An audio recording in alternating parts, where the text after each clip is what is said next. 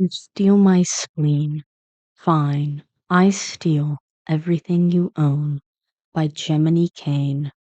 Chapter 6. Dror du Aton Briar Sig.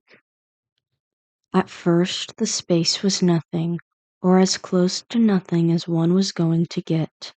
It was like floating around in a void, the first time Tim had explored it. After spending more time in this place, it changed. The space beneath him became solid like the hardwood floors of Drake Manor, and the walls took on the tapestry he remembered from childhood. This place was not where he grew up. The halls were not quite right. Their doors were infinite and they went on, no matter how far you wandered. Unlike his childhood home, this place was lit up with warm lights. It lacked the signature eeriness from his memories that had driven him away from the place he had been told to call home. I should get myself a pocket dimension. This place is nice, Con expressed with a whistle. He leaned his arms on the banister and took a place next to Tim, looking down at the endless rows of things the two had spent the last days flying around the world collecting. Things ranging from small glass vials to literal war machines.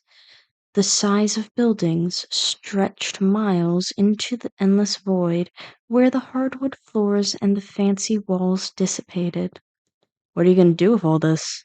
he asked. Tim stood with his back straightened, eyes calculating as always. "I'm going to sort it. I have made a comprehensive plan on how to divide everything into different categories depending on their use and/or genre." "How are you going to do that?" As soon as he asked, Tim pulled out 8 rolls of differently colored tape, and the calculated expression was replaced with an excited one. "Color organization." He chimed like a kid excited to sort the colors in the bag of M&Ms. Because yeah, putting the nuclear warheads and the deep frozen deceases from history in the pink category is surely an amazing way to divide things that could literally destroy the planet. Con soothed the crease between his brow and made a huff of a laugh. "I meant, like, how are you going to move the heavy things around in here? I could help, yeah, but I sort of promised the rest of the team I would be back in the tower soon." "No problem. I can manipulate the gravitational field," Tim explained as he put the rolls of tape on the office desk behind them and sat on it. "You can control gravity in here?" Con questioned as he took a seat on the desk, picked up the red tape roll, and started picking at it. "I cannot technically, but Tati can," Tim explained. Con creased his brows and laughed. "Your titty can defy gravity?" "No, Tati!" A familiar red color appeared on Tim's cheeks. Con ignored the way his own face warmed at the sight. Tim held out his hand, and as soon as he did, the small ink-looking blob demon moved from his hair down his neck and an arm until it settled in the palm of Tim's hand. "It's short for Tartarus. It was Cassie's suggestion." "Cassie?" Con questioned in a spur. "You two okay again?" he asked carefully. When Tim had visited the tower for the first time since he came back, there had been an underlying tension between the two. Con did not have the whole picture, but he heard about what had happened when Bart and him were gone. Cassie had believed Dick when he said Tim was crazy, which Con was initially mad at her for, but he could also cut her some slack for it since they all respected Dick's words back then, and she was going through the losses as well. Still, it had hurt Tim when the last friend from his team chose not to believe him. Tim let out a sigh beside him as he glanced at the infusion between the void and the tapestry.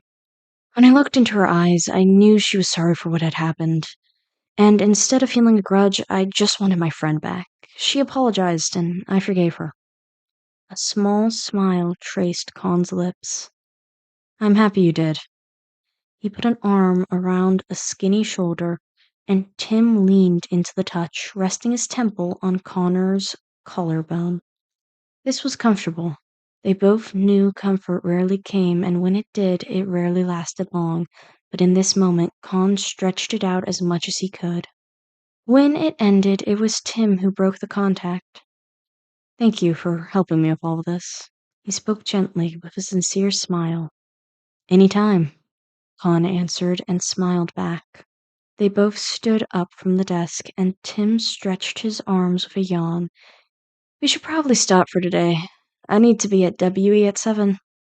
Con's neck turned to Tim in a quick movement. 7? Tim, it's 4 o'clock right now!" Con exclaimed as he took Tim by the shoulders and shook him. "Yeah, I can get 3 whole hours of sleep tonight," Tim tried. "Yippee." He was met with an unimpressed look. "If we stay longer, I get less time to sleep," Tim argued, and Con let out a sigh. "I just need to do one thing before we leave," Con said, and then picked up the jar that had been standing on the office desk along with the marker and the tape he already had in hand. "What are you doing?" Tim questioned. "Just give me a sec," was the reply he got as Con started scribbling. "You know what's in that jar, right?" he asked with raised brows. "Mm-hmm," Con hummed in response. When Con handed the jar back to him, it was with a big grin on his face. Tim lifted an eyebrow as he read what stood on it. "Proof that Tim Drake is not a robot." "Bart has made you watch too many movies," Tim laughed. "Yes, he has," Con agreed with a sigh. "But now you can use this to remind yourself you are a human and you need sleep." Tim grumbled something Connor could not make out, which was impressive since he had super hearing, but it sounded displeased. "Come on, then," Con said as he scooped Tim along with the jar up in a bridal carry. "For now, 3 hours will have to do." The displeased grumbles continued. Tim was in the middle of a headache's worth of paperwork when he heard a commotion in the hallway, along with the angry shouts of Tam, as well as another recognizable voice. "You have got to be fucking kidding me," he groaned as he dragged his fingers down his face and eyelids. When he opened the door to the reception, he was met with the sight of Dick trying to dodge Tam's taser by keeping the reception desk between them. "Tim, could you get your receptionist to stop?" Dick barely managed to move in time with only an inch between him and the taser. "Stop it!" "He doesn't have an appointment," Tam said furiously. Tim looked between the two with a deadpan expression. "Do you have an appointment?" he asked Dick. Well, no, but—" "Carry on, then," Tim said nonchalantly, turning back towards his office. The crackling sound of Tam's taser started again behind him. "What, Tim?" Tam had a wicked grin on her face as she pulled her second taser out from under the desk. "You heard the boss. Scram, Big Bird." "No, wait.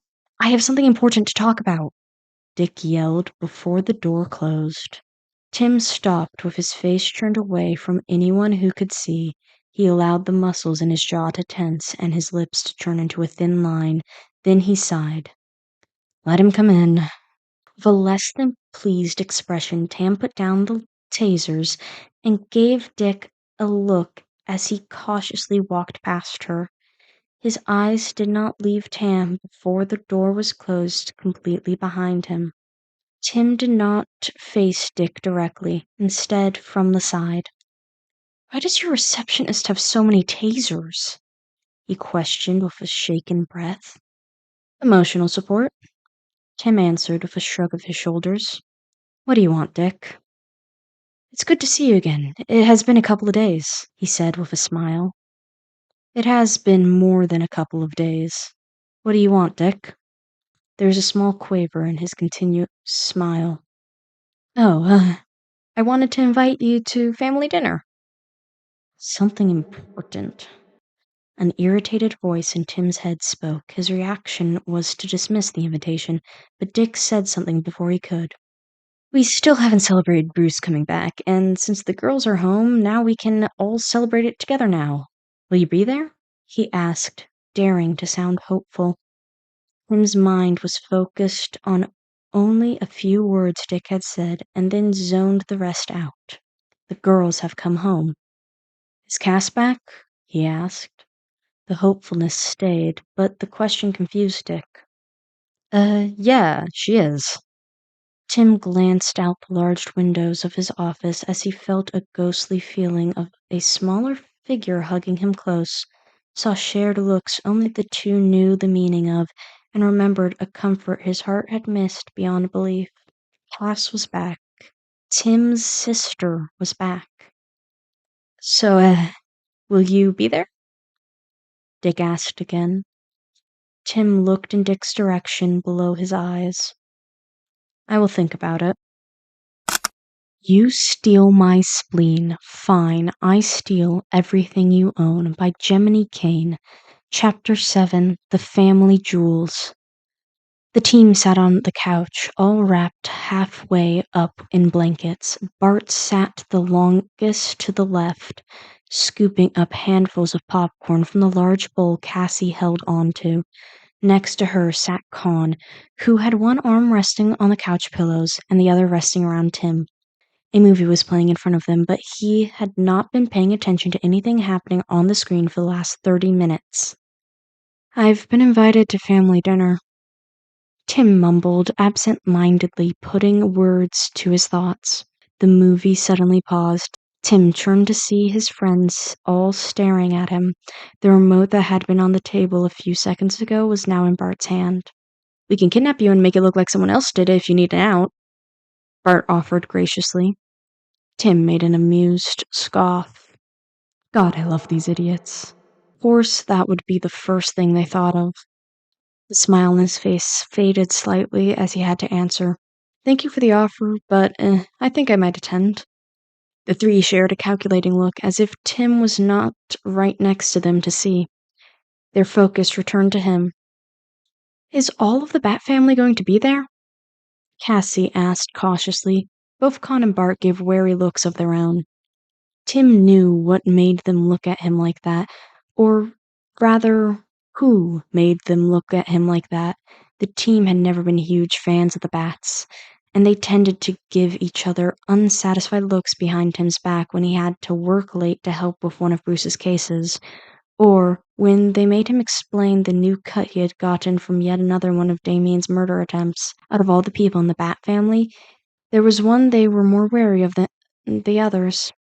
You see, when Jason entered the tower for the first time and beat Tim within an inch of his life with a message written in Tim's blood to Batman, it was his friends who had found him. If they had not, Tim would have been dead. Yes, everyone. He could immediately see his friend's brows curl, and Con was about to say something, but Tim lifted his hand to stop him. Which means Cass is going to be there. They stopped for a second. The expressions on their faces changed from aggravated to hesitant understanding. And she will likely only stay for a short while before returning to Hong Kong, Tim explained. Bart looked at Cassie looked at Con, and Con looked at Bart. And the other way around, before seemingly coming to an unspoken agreement with a nod. The jury has decided, Bart said, lifting his pointer finger. Tim lifted an unimpressed eyebrow but played along. And what would that be? We will let you go to this family dinner. Bart paused dramatically. On one condition. Everything was going well. Absolutely fantastic. This was the first time they had a family dinner with everyone present since, well, a long time, and sure, Tim had not exactly agreed to come, but he had said he would think about it, which was not exactly a yes, but it was also better than a no and a maybe. So he was pretty much going to come, right? Yeah, totally. The girls were here, they had all been properly greeted and hugged, the food was being prepared, the table was set perfectly. The table was set perfectly. The table was set perfectly. The table was set Could you calm down, dickhead? You've adjusted the cutlery 4 times now, Jason said while leaning on one of the chairs. Right, I have, Dick realized to himself. He glanced at the clock to see only 3 minutes had passed since he looked at it last. Ow! Jason raised an eyebrow. If you're hungry, we can steal some food from the kitchen. Gotta be sneaky, though. Alfred is still cooking in there, he suggested, thinking Dick was impatient because of hunger. No, that's not. I'm just excited to finally have all of us eat as a family. Someone is always missing whenever we have family dinners, he explained. Jason put his hand to his chin to mimic someone in thought. I never noticed. Dick made an unimpressed look. That's because you're usually one of the people who are always missing. No idea what you're talking about. Jason grinned. Dick was about to make a quippy comeback when the sound of the doorbell rang throughout the manor. In the same way a deer would lift their head at a sound, Dick lifted his head and looked in the direction of the main entrance before spinning out of the dining room. When he arrived at the large door, he stilled himself and patted out the wrinkles in his suit jacket. Right behind him was Alfred, who lifted an inquisitive eyebrow, but decided not to comment. Dick took a breath, in and then out. It was the sight of Tim, his little brother, that greeted him when he opened the door wearing a casual suit, or as casual as suits were going to get, with no tie or butterfly. Timmy! Dick moved closer to hug him, but Tim stepped back.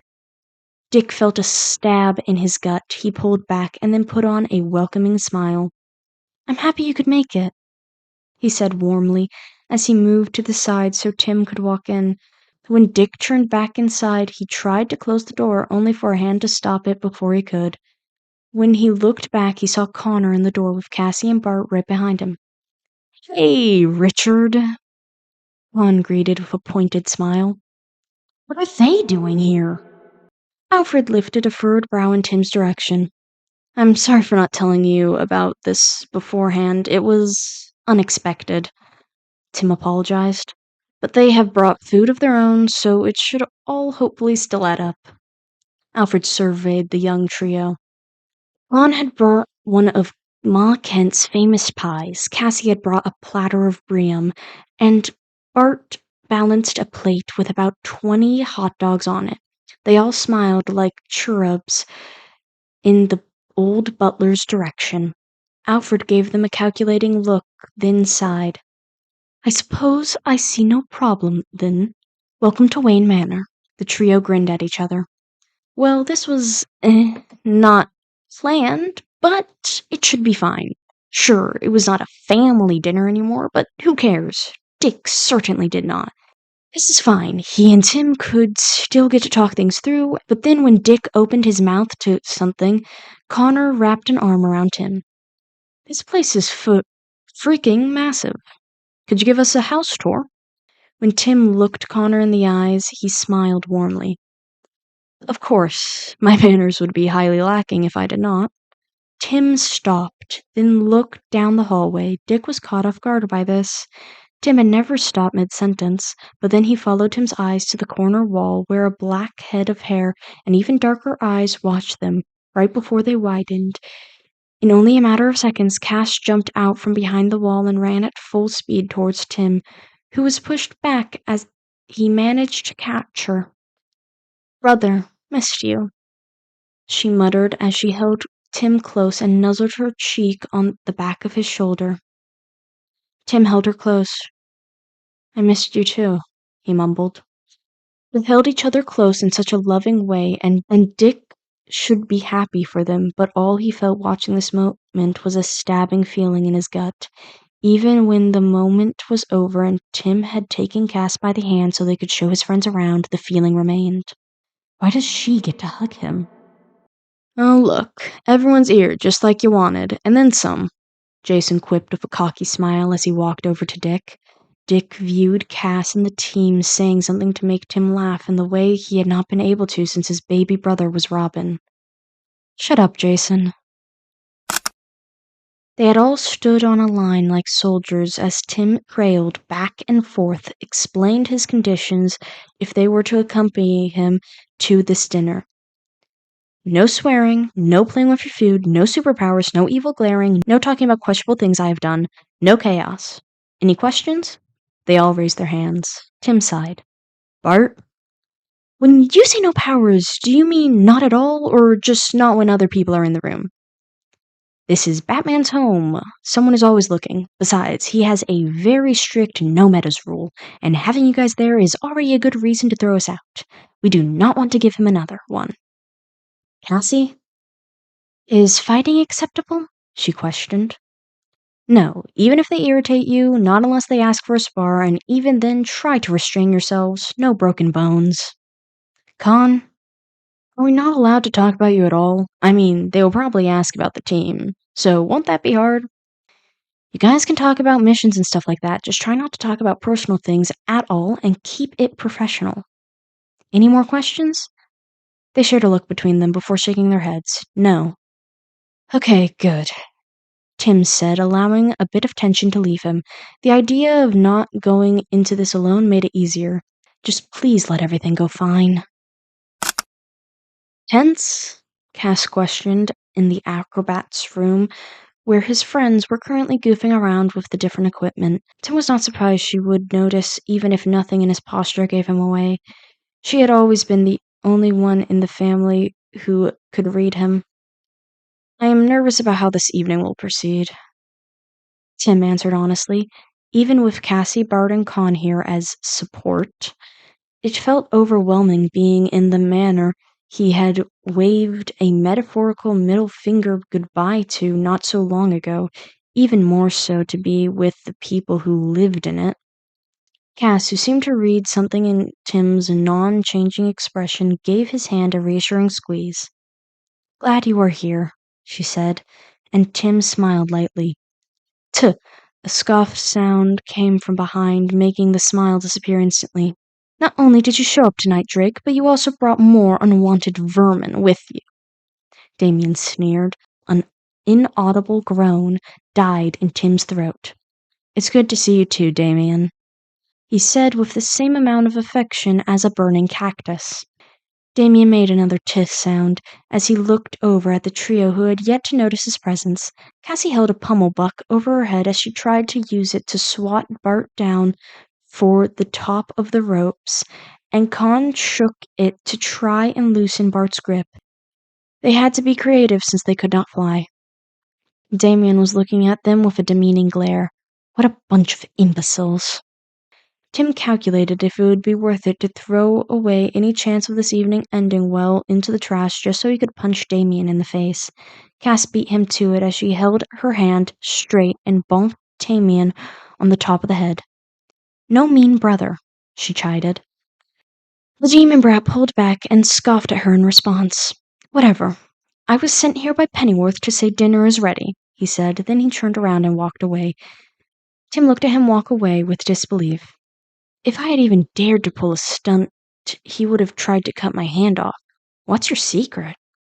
Cass smiled at him brightly and wiggled her eyebrows. Tim rolled his eyes with a smile. Oi, time to eat, he yelled at the trio. With the distraction, Con shook the rope and Bart fell with a loud thud. It was a strange thing seeing Bruce again. He used a cane when he walked and had to support himself on his chair to sit down. But he looked a lot better than when Tim had seen him last. He looked less tired, less lean. It would not surprise Tim if Alfred had forced Bruce to sleep at least 8 hours and eat 3 meals a day since he returned. Bruce sat at the head of the table with Damien and Cass next to him. On Damien's row sat Dick, Jason, Babs, and Steph. On Cass's side, Con, Tim, Bart, and Cassie. As soon as Damien came into view, his friends immediately glared in his direction. The fact he took a place in front of Tim probably did not help, but Tim coughed and made them stop before anyone could notice. When Alfred began bringing in the food, Tim closed his eyes for a second and put on his usual gala smile, just a bit more genuine so the others would not look through it, and took a breath quiet enough for no one to hear. He could feel the eyes of people he did not want to face glance at him when they thought he would not notice. Tim took another breath. This would be fine. They were having steak tonight, with different salad options, roasted potatoes, sauce, and now with some Briam hot dogs and a pie for dessert as an option. Steph was, of course, one of the people who took a hot dog. When her and Tim had been dating, She had a goal of dragging Tim to every hot dog stand in Gotham so they could rank them. There was only 3 more left when she died. Every time Tim passed one of the stands on patrol, he would feel like breaking down. It turned out she was not really dead. Instead of telling Tim she was alive, she let him mourn her for months, and then returned wearing her spoiler suit, making Tim think some pretender had stolen her identity. After having a mental breakdown from seeing his dead friend everywhere and going multiple days at a time without sleep so he could save Steph's memory from whoever stole it, he finally figured out it was just another one of Bruce's training exercises, just like Tim's Sweet 16 had been. Another crack had appeared in the foundation he held himself up with. They had not talked much after that. Every now and then his friends checked on him, which made him feel more at ease. It was increasingly difficult not to laugh as he looked at his friends trying to be formal and figure out how to use the different cutlery, especially Bart, who had trouble figuring out how to formally eat the pile of food on his plate. "So, Tim, what have you been up to these last couple of days?" Dick asked, trying to sound casual. "Robbing Raish, making a blood pact with a demon, traveled the world, came in possession of around 10,000 nukes." "Mostly paperwork," Tim answered nonchalantly. "Heh, right. CEO of a multi-billionaire company at only 16. It must be tiring." Dick laughed lightheartedly. Tim joined in on the laugh, smiling brightly at Dick. "Well, I would not know since I am 17. Dick stopped laughing. "You spent your 17th birthday alone," Dick stated somberly, more to himself than anyone else. Tim had not spent his 17th birthday alone. He had spent it getting drunk off his ass on cheap booze with Prue, Z, and Owens. They had stolen as many fireworks as they could carry and danced on rooftops with a dark sky of colors above them. It was the best birthday Tim had ever had. Fun fact, it was also that night Tim got the idea to blow up the League's bases. No, his 17th birthday had not been spent alone. The rest of his birthdays, however, if younger Tim had been lucky, the birthday card from his parents would have arrived only a week after his actual birthday. Tim could feel everyone's eyes on him as he looked down at the steak he had barely eaten anything of. He just had to correct Dick. Why did he do that? He felt a pressure on his chest grow heavier as the eyes stayed on him. An arm from the left wrapped around Tim's shoulder, and he looked to the side to see Con. "We just have to make sure your next birthday is double as good then," he said with a goofy grin. Oh, with a massive cake and enough pizza to reach the ceiling," Bart exclaimed. "We could celebrate on the tower's roof. Then there would not be a ceiling," Cassie suggested. "See, you're a blasted genius," Bart cheered. The eyes turned away from Tim and over to his friends. The pressure on his chest dissipated along with them. As he took a breath, he felt a pressure squeeze on his shoulder from Con, who looked at the others and gave hilariously stupid party planning ideas. "Yeah," Dick muttered. Bruce made a cough. Tim's friends looked over and then stopped talking as they were met with Bruce's gaze. "There's a couple of things I would like to ask you, Tim," Bruce stated. The arm around Tim's shoulders fell to the side as he straightened his back to address Bruce. When Tim looked in his direction, he continued. "I want to know if you know anything about the League of Assassins." Shit. Tim felt a shiver through his body that he did not allow to be seen. "Would you not know more about the League than me? We never fought them together, did we?" "No, but over the last couple of days, we have been trying to track their recent movements, but we have come back with nothing. It would be concerning if Raish is planning something, and the last known movement the League made was when they tried to take over Wayne Enterprises. Did Raish say why he wanted to take over WE, or if he was planning anything else?" Oh, thank fuck Bruce had no idea of what I have done. "He did not talk about any other plans," Tim answered. Bruce made a signature bat grunt. I'll have to keep looking then. Well, shit, not the best outcome, but you cannot always win all of them. Maybe I should send someone myself to make sure no leftovers cause trouble. I also want to ask you about going back to crime fighting. You have been out of the vigilante scene for quite some time now. When you move back into the manor, we could help you get started again, Bruce stated. Well, just don't steal another one of my identities, replacement. Jason interrupted, mimicking a joking tone, but with real venom beneath his words. Replacement. Why did that name still hurt? Tim was not even Robin anymore. Beside him, his friends did their best to restrain themselves. Tim smiled slightly. I was not going to. No worries, Jason. What good would Drake getting a new identity even do? He will still be as useless as he always is. Damien sneered. Tim did not let the effect of Damien's words show. I have given it some thought, and as things currently stand now, I am not sure that I will be solely operating in Gotham. What do you mean? Dick stated, Bruce's brows furrowed. You are moving out? Dick's head turned towards Tim, clearly waiting for him to say Bruce was wrong. Tim did not. This was not how things were supposed to go.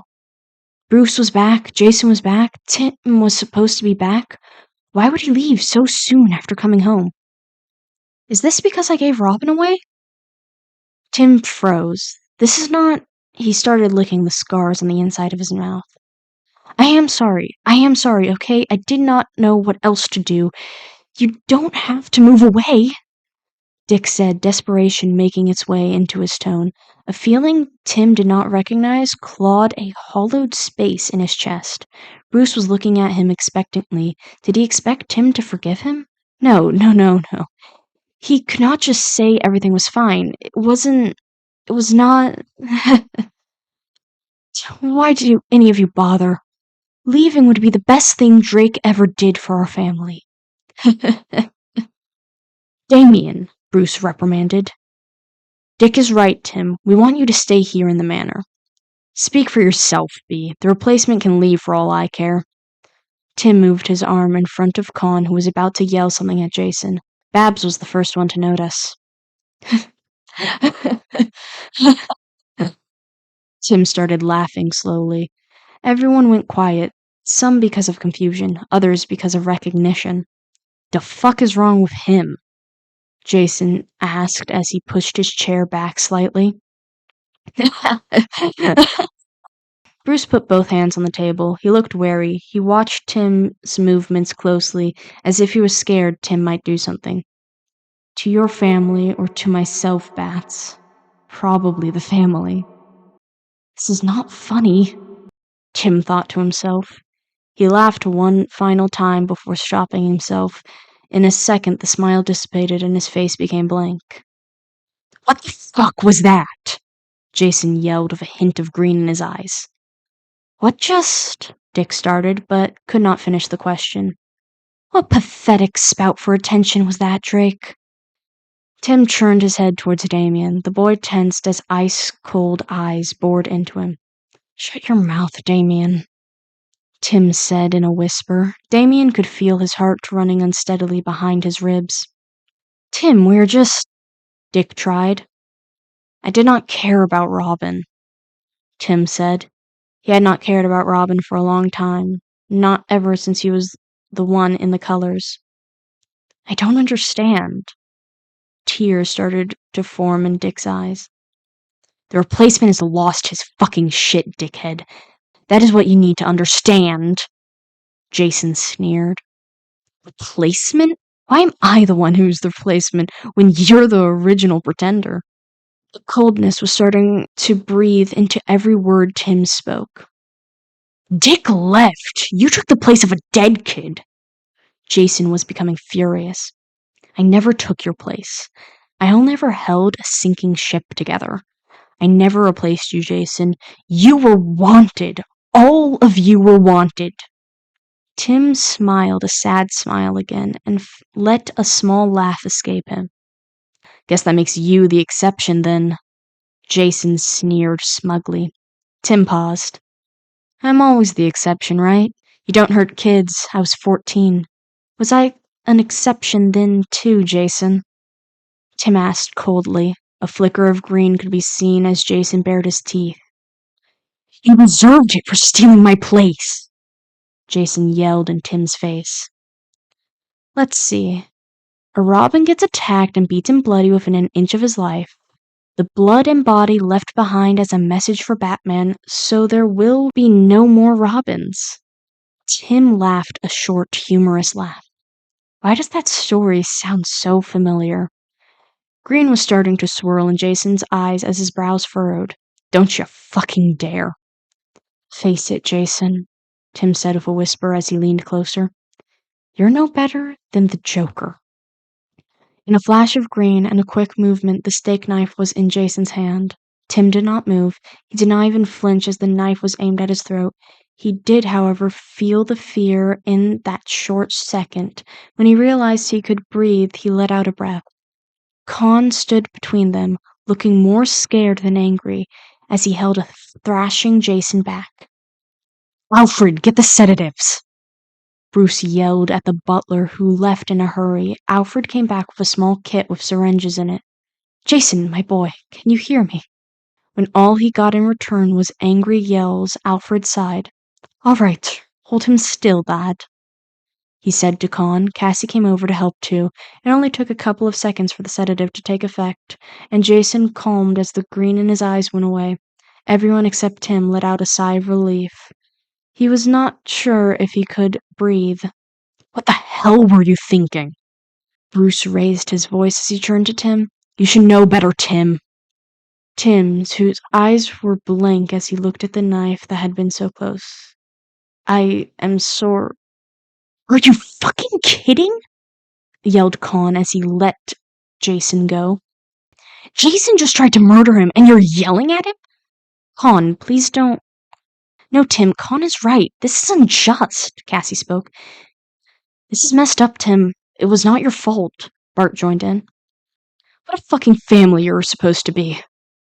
Con glared at Bruce. Bruce's expression became stern as his eyebrows creased together.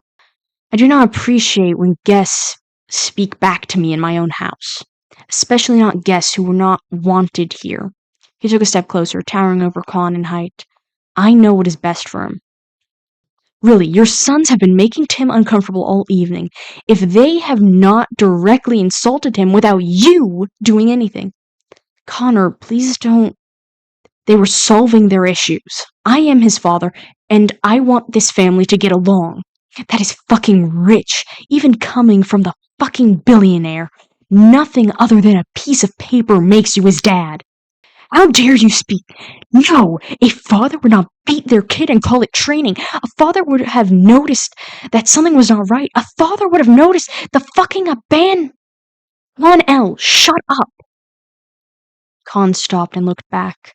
Tim looked scared, panicked, and Con's heart sank. Tim, I am so... Shut up! Everyone just shut up!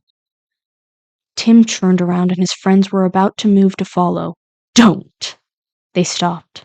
Alfred stood to the side of the large door as Tim walked towards it.